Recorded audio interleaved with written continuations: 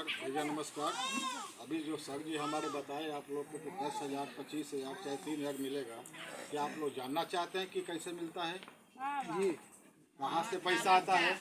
ऐसे तो बहुत लोग बोल के गए आप लोग को कि पैसा मिला, लोग भाग गए, लेकिन ये पैसा कहाँ से आता है आप लोग जानना चाहेंगे? ये संस्था हमारी तरफ से जो ये सरकारी संस्था है मेरे भाइयों, ये कोई प्राइवेट बैंक नहीं है और नहीं कोई कंपनी है। ये सरकारी संस्था है जो मोदी और योगी के तहत चल गई है। तो इस संस्था में हमारे पास पैसा कहाँ से आता है? 5 तरह से फंडिंग होता है। जो पहले हर सदस्य को, जैसे आप हो गए, हम हो गए, भारत का जो भी पब्लिक हो, हर सदस्य के नाम पे 500 रुपया फंडिंग होता है जो मोदी सरकार देती है। बाद में राज्य सरकार देती है 500 रुपया हर मंथली। तो 500 उसने दिया, 500 उसने दिया, तो 1,000 रुपया हो गया। और 3 महीना के बाद आपको 3,000 रुपया दिया जा रहा है। तो 3 महीना में 3,000 तो ऐसे मिल गया, तो 3,000 तो सदस्य को तो मिल गया। लेकिन 25,000 कहाँ से आता है? 10,000 रुपया कहाँ से आता है? वो कैसे मिलता है हम लोग को? तो हमारी जो सरकारी संस्था है, जैसे हमारे देश में दोस्त बहुत लोग ऐसे भी हैं कि जो 1 करोड़ से ज़्यादा कमाते हैं कि नहीं कमाते? हम नहीं कमाते, आप नहीं कमाते। बहुत लोग हैं जो 1 करोड़ क्या 10 करोड़ भी कमाते हैं महीने का।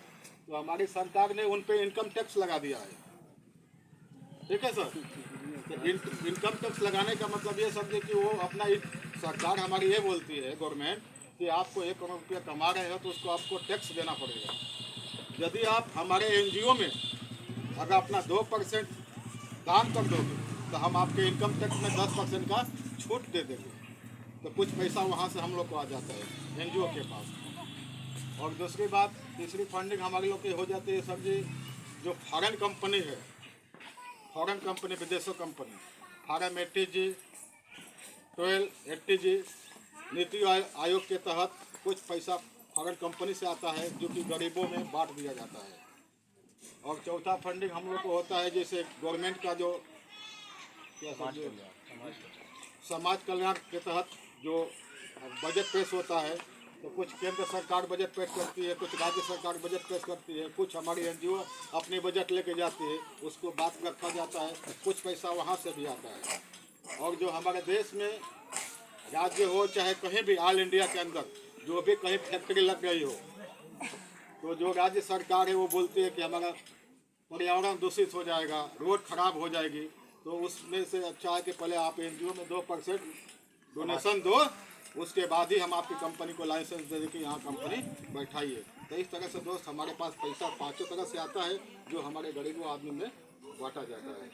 अगर दोस्त आप लोग कुछ समझ में ना आया हो, कुछ जानना चाहते हैं तो आप लोग पूछिए, हम बताएं।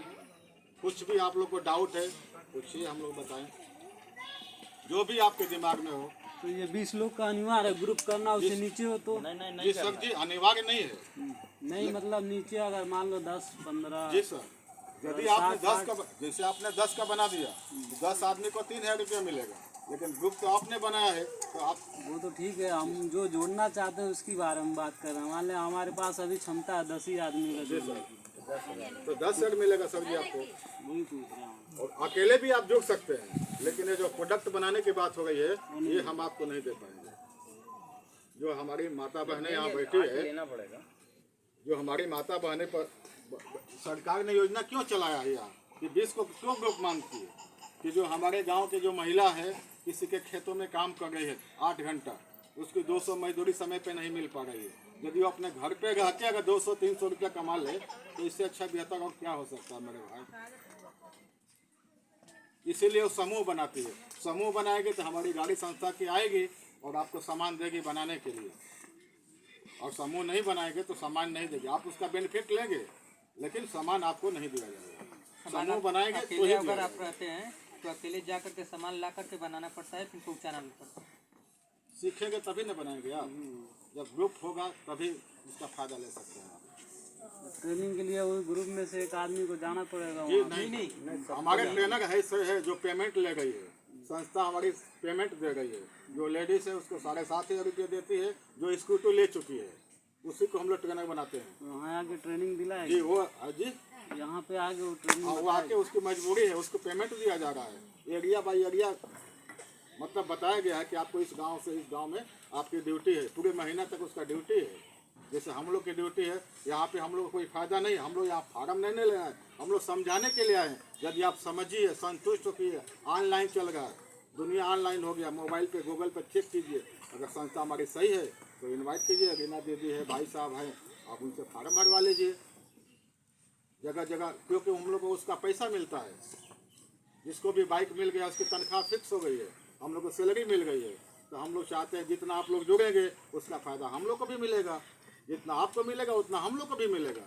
तो मजबूरी हो जाती है दोस्त एक दूसरे को बताना, काम हो जाता है सर आपका। ये सरकारी संस्था है तो सरकार का काम बताने में कोई दिक्कत नहीं है, क्योंकि आने वाले भविष्य में बहुत कंपनियां ऐसी आई मेरे दोस्तों कि जो आप हम चाहे हम कोई बचा नहीं है जो ठगे नहीं है।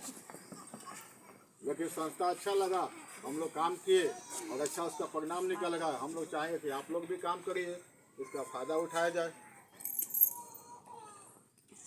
और कोई दोस्त कुछ जानना है तो पूछ लीजिए आप लोग। दीदी कुछ आप लोग बोलिए, तो पूछ ला लो, क्वेश्चन कर ला लो, कुछ भी आपके दिमाग में समझ में ना आए या फिर बताइए, उसको हम लोग बताएंगे ना।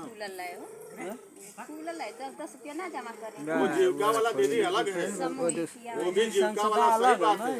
आखिर ग्रुप बा ना 10-20 का, जी, वो तो वो ना हो पाए ना इजाज़त। आप ग्रुप मत बनाइए ना, अपना 3000 रुपये लेंगे ना दीदी। हम लोग जीविका वाली बात में, वो भी संस्था है, अभी भी चल गई है आप लोग के बीच में, लेकिन उसमें क्या था, पैसा कोई लेता था तो कोई एक आदमी लेता था, उसका ब्याज देना पड़ता था, लेकिन इसमें ब्याज नहीं देना पड़ेगा आपको। ये तो सही है, वापस करना ही नहीं है पैसे को। रोजगार में मिल जाएगा पैसा, 25,000 चाहे 10,000 चाहे 3,000 जो आप ले रहे हैं इसको वापस नहीं करना है, ना इसका कोई